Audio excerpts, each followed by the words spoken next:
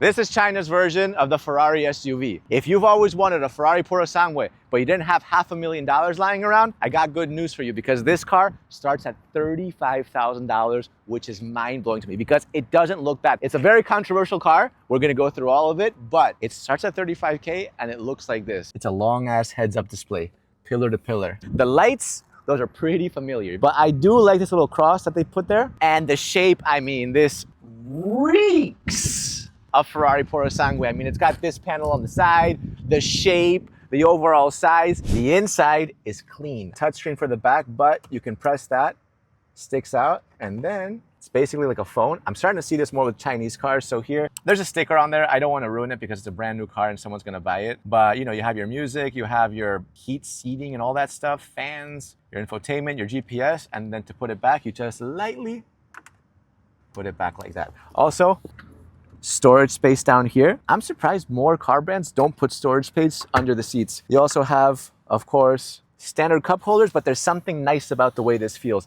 I love the sunroof, all right? The only problem with the sunroof is that if you want to tint this, it takes a long ass time. It takes like a solid 3 minutes. We were here like just holding the phone, waiting for it. And I mean, you could fall asleep. You could take a siesta waiting for this thing to get fogged up. And this both heats or cools your food or drinks, which is interesting. I've never had a heated beverage in my car. Cooler?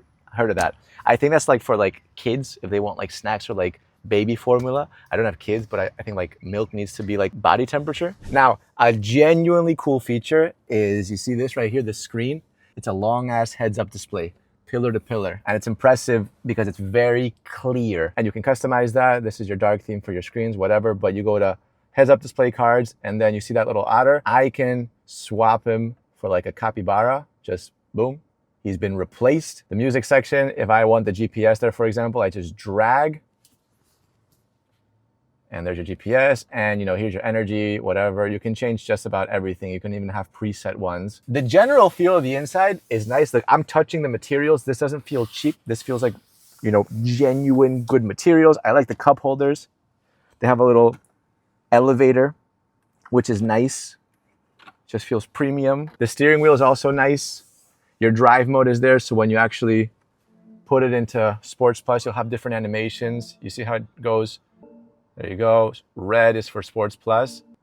And it even tells you your horsepower. So right there, 367 PS, 210, 408, 618, almost 700. You can also raise the suspension by a lot. So for example, if I go to low, I can just go to high and that'll start raising.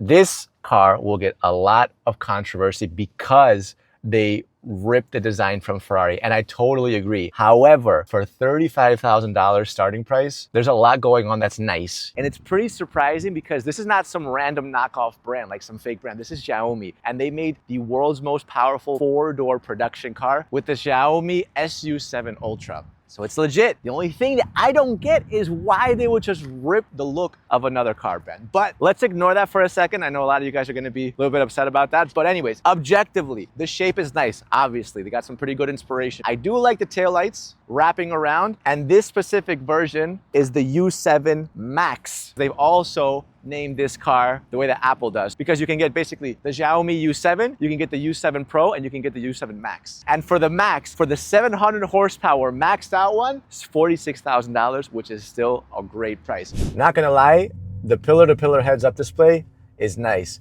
Now, me personally, and that's just me, I have something against buying a car that looks like it's a ripoff of another one. Even though I know Xiaomi is established, they're making high quality products, I'm just like that. It's a little bit weird. I know some people won't care. Me, I probably wouldn't buy a car that looks like another one, but I have to say, if you're thinking objectively and you can get the look like with Ferrari out of your brain for $35,000 at a starting price, this is a nice driving experience. I'm trying to keep things objective. By the way, this sold 240,000 units in the first 18 hours. So there's definitely demand for it. I don't think this is ever gonna make it to the US, and if it does, it'll have crazy tariffs. But if you want a Ferrari Purosangue, but you don't wanna drop $500,000, there you go.